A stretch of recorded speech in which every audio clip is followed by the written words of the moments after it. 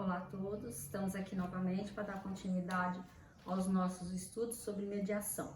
E hoje nós vamos ver os artigos do Código de Processo Civil que incluem a lei da mediação, ou seja, a lei 13.105, que englobou a lei 13.140, que é a lei da mediação. E a lei 13.105 seria a lei do novo Código de Processo Civil.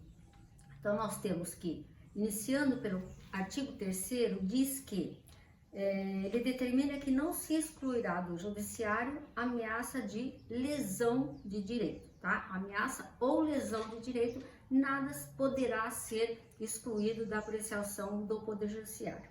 Porém, no parágrafo 3º, ele diz que a mediação e a conciliação e qualquer método de solução de conflitos, consensual, deverá ser trabalhado pelos advogados, juízes, promotor, ou seja, todas as pessoas que envolvem o processo, tá? Que estão incluídas no processo. Então, todos eles deverão praticar os meios consensuais de solução de conflitos e vocês vão perceber pelos artigos que eu vou nominar aqui que o novo CPC trata a mediação à exaustão, tá?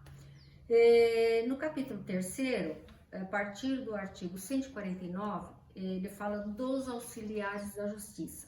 Então, ele considera auxiliares da justiça o mediador e o conciliador judicial. Então, nós somos incluídos, a categoria de mediador é incluída como auxiliar de justiça. O artigo 154 fala da incumbência do oficial de justiça.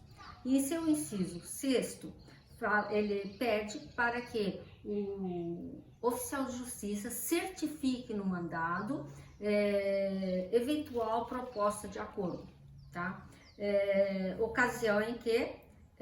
Na ocasião em que ele for praticar alguma diligência. Então, quando o oficial de justiça for, por exemplo, proceder a uma citação, ele deverá certificar uma proposta de acordo, tá? Que eventualmente haja. Isso aqui é uma novidade, não existia no código anterior, então já é um incentivo ao procedimento da conciliação.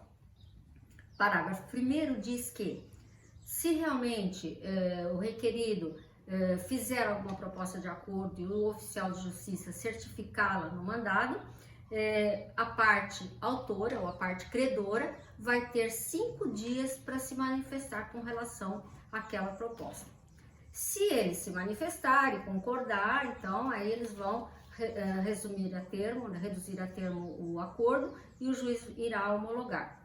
Se ele ficar silente, não se manifestar, não disser nada, o juiz vai entender isso como uma recusa àquela proposta, tá? Depois nós temos a seção 6, que fala dos conciliadores e dos mediadores judiciais, artigo 165. E aqui vocês vão ver que ele dá um conceito de conciliador e o conceito de mediação, tá? E eles vão dizer, os artigos aqui vão falar da distinção de uma com a outra. Então, na verdade, esses conceitos aqui, eles já estão incluídos também no artigo 24 da Lei de Mediação. Os tribunais criarão centros judiciários de solução de conflitos. Essa previsão já vem da lei. E a composição são definidas pelo tribunal local. No parágrafo 1º e no parágrafo 2º diz que o conciliador deverá agir preferencialmente quando não existe uma relação continuada entre as pessoas e poderá sugerir opções de acordo. No parágrafo 3º, nós já temos o conceito de mediador. O mediador, ele deverá atuar preferencialmente quando já existe um vínculo entre as partes e auxiliará, os interessados a compreender as questões, tá? Restabelecendo a comunicação entre elas e para que elas se resolvam por si só, ou seja, pelo empoderamento. E aqui o mediador, como nós já dissemos várias vezes, ele não pode sugerir opções de acordo. Em sequência, o artigo 166 fala dos princípios, né, da mediação. E a conciliação e a mediação são informadas pelos princípios da independência, imparcialidade, autonomia, vontade das partes, confidencialidade, oralidade, informalidade e da decisão informada.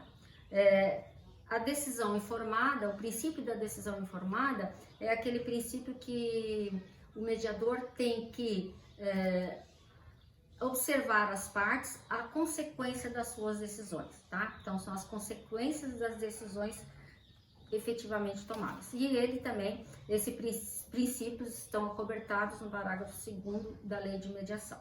Desculpa, no artigo 2º da Lei da Mediação. Aí vem o parágrafo 1º, trata da confidencialidade, né, que não poderá ser utilizado, o que ocorrer na sessão de mediação não poderá ser utilizado para fim diverso.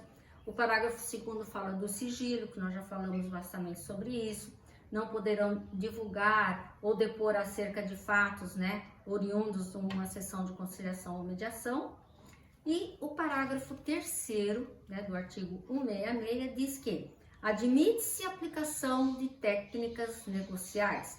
Então aqui vocês vão relembrar todas aquelas técnicas de negociação cooperativa que nós falamos no início das aulas, né? Separar as pessoas dos problemas, buscar alternativas de critério de interesses mútuos, buscar critérios objetivos, centrar-se nos interesses e não nas posições, e tudo mais que nós já vimos em técnicas de mediação, que são perfeitamente admissíveis aqui no procedimento de mediação e conciliação também.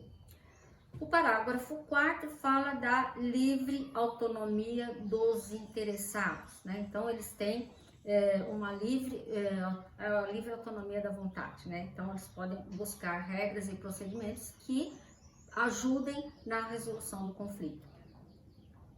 O artigo 67 fala que os conciliadores e os mediadores, né, poderão formar câmaras privadas de conciliação, e essas câmaras, eles serão inscritos no cadastro nacional, né, dos mediadores, que manterá um registro de profissionais habilitados com identificação de sua área profissional, tá? Então, as câmaras privadas, devidamente credenciadas, elas vão manter um registro dos seus profissionais, e esses profissionais devem estar credenciados no tribunal, devidamente inscritos.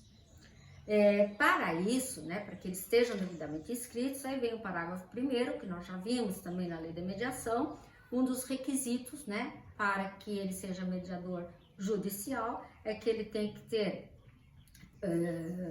ter realizado um curso aprovado pelos parâmetros do Conselho Nacional de Justiça, e tem que ter um curso superior a mais de 2 anos, tá? E tem que estar devidamente inscrito no cadastro do tribunal. O parágrafo 2º fala do caso de concurso público para mediador, né, que nós aqui no estado de São Paulo não temos, né? Pode ser que algum estado tenha algum sistema de concurso público para funcionários, para mediadores, mas aqui nós não temos, tá? O parágrafo 3º fala do credenciamento das câmaras privadas, tá? E nós já vimos com relação ao credenciamento das câmaras privadas, e aqui acrescenta que eles deverão informar o número de processos que participou, quantas audiências deu frutíferas, quantas deram infrutíferas, tudo isso para fins estatísticos do tribunal. Exatamente, que é o que diz o parágrafo 4º aqui do artigo 67, né, que serão colhidas todas essas informações do parágrafo 3º para fins estatísticos de avaliação. O parágrafo 5º diz que os conciliadores e os mediadores, se forem advogados, estarão impedidos de exercer a advocacia nos juízos em que exerçam as suas funções. Isso quer dizer que aqueles mediadores que estão designados para fazer conciliação em uma mediação, por exemplo, na terceira vara da família, eles não podem atuar como advogados na terceira vara da família, só na terceira vara da família. Por quê? porque eles conhecem o promotor, tem um relacionamento mais íntimo com o juiz, né? Então isso poderá influenciar em algum processo. Então eles estão impedidos de manter ações, né? De ter processo em andamento nas áreas onde eles atuam. O tribunal poderá optar por um quadro próprio de conciliadores a ser preenchido por concurso público, né? Nós já vimos aqui nesse mesmo artigo, no parágrafo anterior, que pode existir essa possibilidade do concurso público, mas em São Paulo nós não temos. O artigo 68 diz que as partes, né, podem escolher o conciliador e o mediador ou a Câmara de Conciliação, que está aqui pelo princípio da voluntariedade. Eles poderão escolher onde eles querem ajuda para solucionar os seus conflitos. Conciliador ou mediador escolhido poderá ou não estar cadastrado no tribunal. Se não estiver cadastrado, ele seria uma mediação extrajudicial. Se estiver cadastrado, seria uma mediação judicial dentro do Poder Judiciário. Parágrafo 2º diz que, inexistindo acordo quanto à escolha do mediador ou conciliador, haverá uma distribuição àqueles cadastrados, observada a respectiva formação. Então, não existe consenso entre as partes com relação ao mediador ou conciliador. Então, vai-se na lista fazer-se uma distribuição para os outros mediadores ou conciliadores, observadas aqui a sua formação, se a formação dele vai ajudar na solução de determinado conflito. Por exemplo, se eu estou discutindo juros bancários, né, então vamos fazer uma conciliação acerca de juros abusivos. Então é bom que participe dessa mediação um mediador que seja, ou um conciliador que seja, por exemplo, um contador, porque aí ele vai ter noção de cálculo, ele vai poder ajudar as partes, e ele, na função de conciliador, ele pode sugerir opções de acordo, né? Então ele estaria habilitado a fazer os cálculos.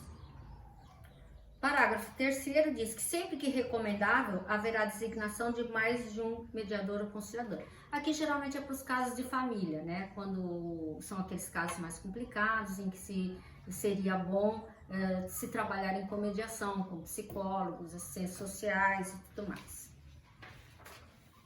O artigo 69 fala, ressalvada a hipótese do artigo 67, parágrafo 6º, que é a hipótese de concurso público, os conciliadores e mediadores serão remunerados, tá? Conforme uma tabela prevista, né, com os parâmetros do Conselho Nacional de Justiça e fixadas pelo tribunal, que nós vimos na última gravação, a tabela que já foi exposta para vocês. Muito embora os conciliadores e mediadores também possam trabalhar em caráter voluntário, esse que diz aqui o parágrafo 1º do artigo 69, que é realmente o que está ocorrendo até a presente data no Sejusc de Guarulhos, tá? Todos os nossos mediadores trabalham em caráter voluntário. Parágrafo 2º. Os tribunais determinarão o percentual das audiências não remuneradas. E aqui nós vimos também na última apresentação que, com relação às câmaras privadas, eles devem obedecer a 20% de gratuidade de justiça, né? E os mediadores que atuam nas áreas, cada um 10% deverão atender sem remuneração, né? Para atender os casos de gratuidade de justiça. O artigo 170 fala dos casos de impedimento, né? Então, nos casos de impedimento, o mediador comunicará ao juízo por meio eletrônico que não poderá realizar aquela mediação por algum motivo, né, ou por ter contato com as partes, ser amigo, então deverá ser realizada uma nova distribuição. Na verdade, aqui no nosso Sejusc, nós não informamos ao juízo que determinado procedimento, essa sessão eu não posso porque eu conheço a parte. Entre os mediadores, nós já nos resolvemos, tá? Então, tem uma pessoa que é conhecida aí, então aquele processo eu não pego, tem uma pessoa que aquele processo eu não posso pegar. Então, nós mesmos vamos trocando entre nós os processos. Quando nós tínhamos o projeto piloto, que os processos físicos vinham para o setor de mediação, nós pegávamos os processos aleatoriamente.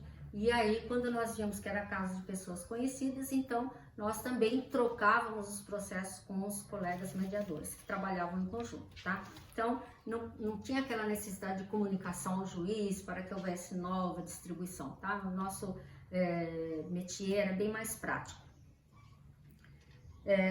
O parágrafo único do artigo 170 diz que se a causa de impedimento for apurada, já iniciado o procedimento, a atividade será interrompida, lavrando-se ata e fazendo essa distribuição para outros conciliadores. Isso aqui geralmente é difícil acontecer no decorrer da mediação, a pessoa se sente impedida. Ela já se sente impedida logo no começo, né? O parágrafo 170, o artigo 171 fala da impossibilidade temporária no exercício das funções. Se o mediador ele está fazendo um determinado procedimento de mediação e ele fica impedido por um certo tempo, ele deverá comunicar ao juízo para que ele seja suspenso das suas atividades e depois até que ele retorne novamente e as atribuições dele são passadas para outro mediador. Normal.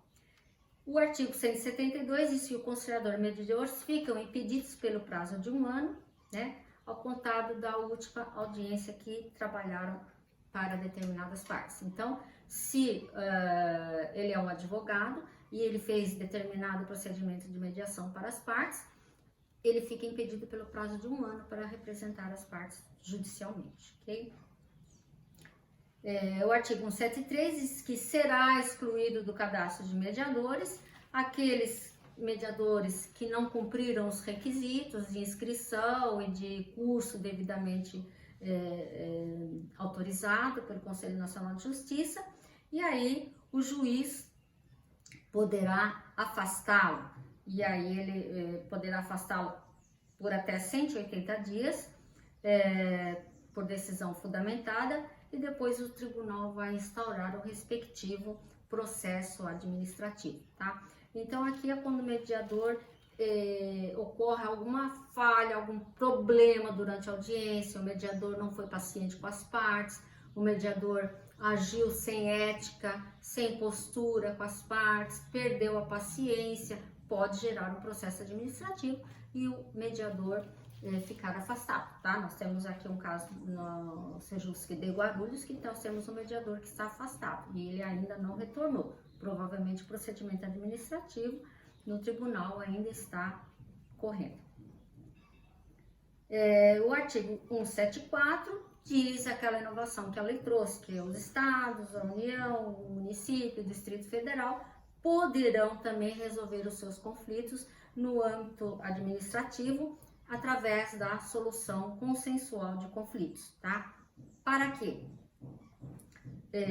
Que conflitos poderão ser dirimidos pelo Código de Processo Civil quando se diz respeito à União, Estados, Municípios, Distrito Federal? Conflitos envolvendo administração pública. Eles avaliam a admissibilidade desses conflitos com relação ao procedimento da conciliação e mediação.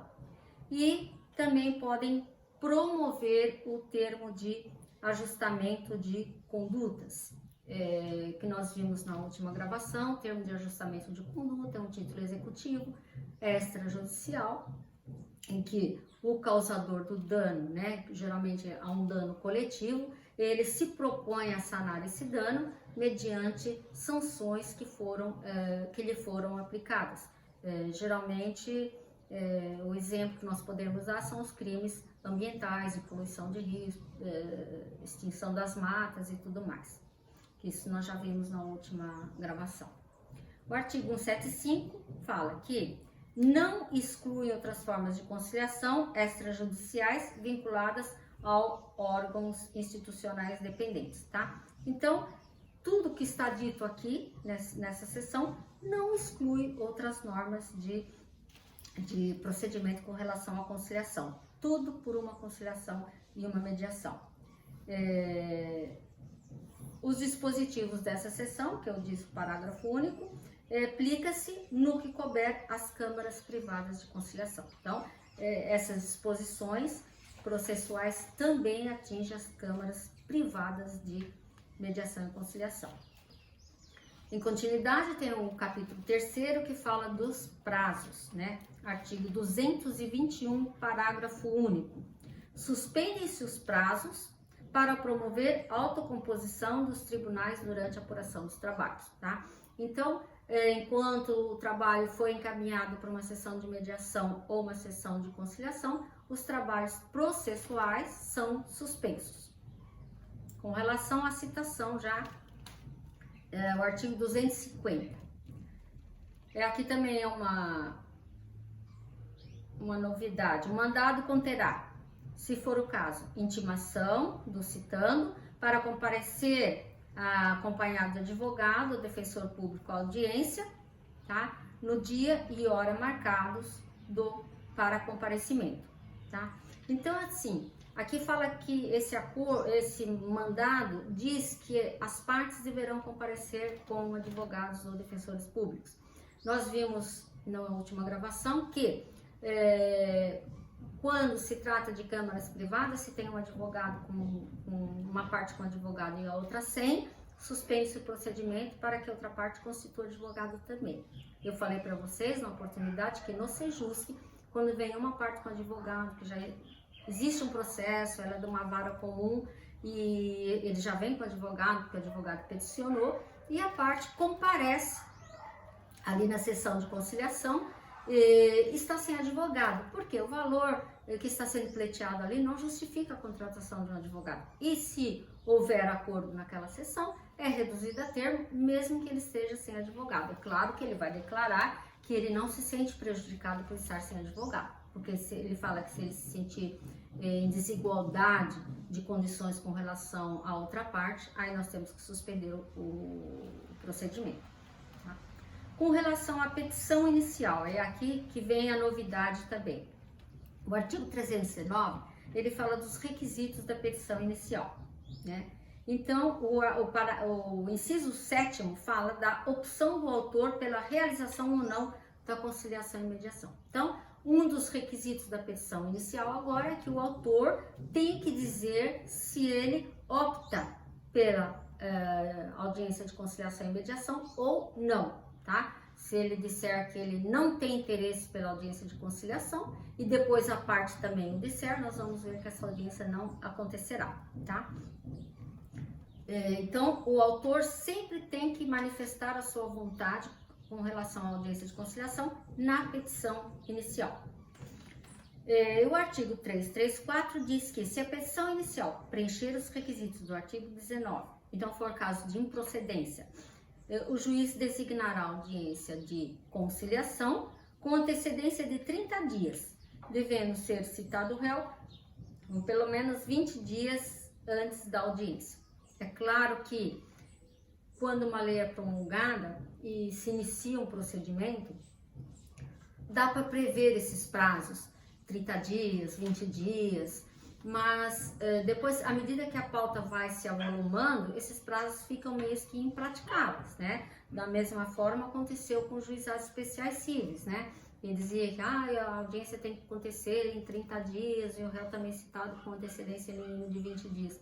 Hoje em dia isso não ocorre, porque existem muitos processos e não se dá conta de manter essa pauta de 30 dias, tá? Mas, enfim, foi o que a lei determinou logo no começo, mas infelizmente com o volume de casos, o volume de conflitos, não está sendo rigorosamente cumprido esses prazos. O parágrafo 1º diz que o conciliador atuará necessariamente na audiência de conciliação ou mediação. Então, necessariamente, ou seja, obrigatoriamente, tá? O conciliador, o mediador, tem que atuar na audiência de conciliação e mediação. O juiz tem que atuar na audiência de instrução, tá? Então, o juiz atua na audiência de instrução, colhendo provas, analisando documentos, tomando decisões, impulsionando o processo para andamento, e o mediador e o conciliador trabalha o acordo. É claro que o juiz pode propor proposta de acordo, sim, ele pode, porque o juiz ele pode dar sugestão de acordo, também é bom que o faça. Porém, o juiz não pode fazer a mediação. ele está impedido de fazer a mediação, porque ele vai julgar o processo, tá? E a mediação, ela é confidencial e o juiz da causa não pode ter acesso ao que foi dito, nem aos documentos apresentados em sessão de mediação, tá? Parágrafo 2º diz que poderá haver mais de uma sessão, não podendo exceder a 2 meses da data da realização da primeira sessão, tá? Então, pode haver várias sessões, mas não é bom que elas sejam muito distantes, porque aí as informações se perdem no tempo. Então, é bom que elas aconteçam com um prazo razoável, tá? Não mais de 2 meses, que já acho, no meu ponto de vista, eu acho um prazo bem longo. Parágrafo 4º diz que a audiência não será realizada se ambas as partes se manifestarem expressamente seu desinteresse, ou seja, se a parte autora manifestar o seu desinteresse e a parte requerida também manifestar o seu desinteresse por petição, então não acontecerá audiência de conciliação, tá? Se só a parte autora disser que ele não tem interesse e a parte requerida não se manifestar, então a audiência vai acontecer, tá? Se ambas as partes não quiserem, então a audiência não acontece, tá? O inciso 2º diz, quando não se admitir autocomposição. Então, só não há audiência de conciliação quando ambas as partes não quiserem e quando o conflito não admitir autocomposição. Vamos supor, o pai quer deixar a casa para a mãe, né, para a ex-esposa, e renunciar aos alimentos dos filhos. Dou a casa, mas eu não pago alimentos. Não, os alimentos são irrenunciáveis, tá? Então, não admite esse tipo de autocomposição, tá? Então, nesse caso aí, o juiz é que vai decidir. Da contestação. O réu poderá oferecer contestação no prazo de 15 dias, tá?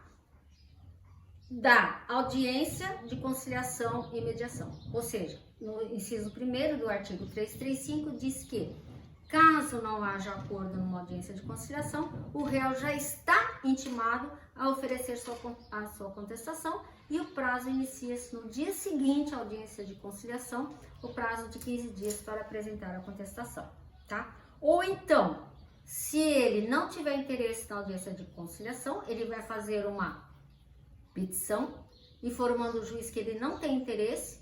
Vamos supor que o autor já disse que não tem interesse, o réu peticiona dizendo que não tem interesse, do protocolo dessa petição começa a contar o prazo de 15 dias para ele apresentar a contestação. Produção antecipada de provas. É admitido produção antecipada de provas na mediação, se a prova a ser produzida viabilizar a tentativa de conciliação ou outro meio adequado de conflito. O que quer dizer o inciso 2, então, do artigo 381 de produção antecipada de provas? Se eventualmente houver a necessidade de se fazer uma antecipação de uma eventual prova para que ajude na resolução de conflito, ela poderá ser feita. Vamos supor, o cliente quer devolver uma determinada remessa de peças que ele comprou do fornecedor e que elas não vinham nas especificações contratadas. Isso vai depender de uma perícia técnica, né? Então, o juiz pode adiantar que o perito faça essa antecipação dessa prova e com o laudo do perito já é mais fácil fazer a conciliação, porque aí vai estar constatado que realmente não atendeu à especificação e aí o acordo fica muito mais fácil de se conseguir, né? Muito mais viável se fazer um acordo com o laudo já em mãos. Das ações de família. Então, todos os esforços deverão ser empreendidos para que se resolva o conflito na área da família. E aqui ele sugere o código que com profissionais de outras áreas, né, que se trabalhe também com mediação, né? Não só um mediador, mas 2 mediadores na área da psicologia, na área da assistência social, tá? Para que realmente ajude a se fazer um acordo mais eficaz. Parágrafo único do artigo 694 diz que o juiz pode determinar a suspensão do processo enquanto os litigantes se submeterem à mediação extrajudicial. Nós já vimos lá atrás que o processo é suspenso para ser encaminhado para a mediação. Artigo 695. Recebida a petição inicial, tomadas as devidas providências, o juiz ordenará a citação do réu a comparecer à audiência. E o parágrafo 1º, né, diz que essa citação, eu já expliquei para vocês a diferença entre citação e intimação. Intimação quando uma das partes é intimada a praticar determinado ato, ou comparecer à audiência, ou fornecer endereço, ou apresentar rol de testemunhas. E a citação não. Citação ela acontece no processo uma única vez, que é o momento em que o réu toma conhecimento de que existe um processo, tá? E os termos desse processo que existe contra ele. Então, ele recebe a contrafé da citação. E o que é a contrafé? É a cópia da petição inicial do autor, que deu origem ao processo, tá? Então, esse parágrafo 1º aqui do artigo 695 foi uma novidade que o Código trouxe também, que ele diz que o réu, ao ser citado, ele não vai receber a cópia da petição inicial. Por quê? A cópia da petição inicial agride, é uma espiral de conflitos, como eu falei para vocês no início do semestre. Então, para que ele não tome conhecimento do que está na petição inicial, ele simplesmente seja intimado para comparecer a uma audiência de mediação e conciliação, é muito mais fácil, ele vai muito mais desarmado para essa conciliação. É claro que lhe é reservado o direito de acessar o processo sempre que ele quiser, porque na verdade ele é parte do processo. O artigo 696 diz que a audiência de mediação poderá dividir-se em tantas sessões quantas necessárias para viabilizar a solução consensual, sem prejuízo do andamento normal do processo. Então, as sessões, é que eu falei para vocês, não é obrigada a se realizar tudo numa sessão só, pode-se fazer em 1, 2, 3 sessões, tá? Desde que não ultrapasse entre uma e outra o prazo de 2 meses, tá? Então, o código trabalha a exaustão, na verdade, a conciliação e a mediação.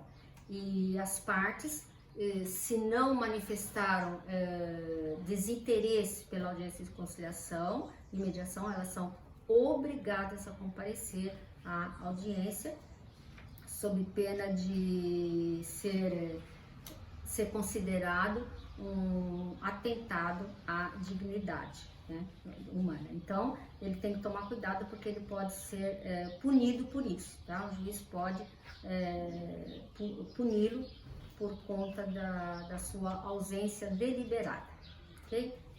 Eu acredito que seriam só esses artigos, se tiver mais algum depois eu passo para vocês, mas esse seria o essencial dos artigos do Código de Processo Civil que tratam da mediação e da conciliação, tá? E por hoje ficamos por aqui, tá?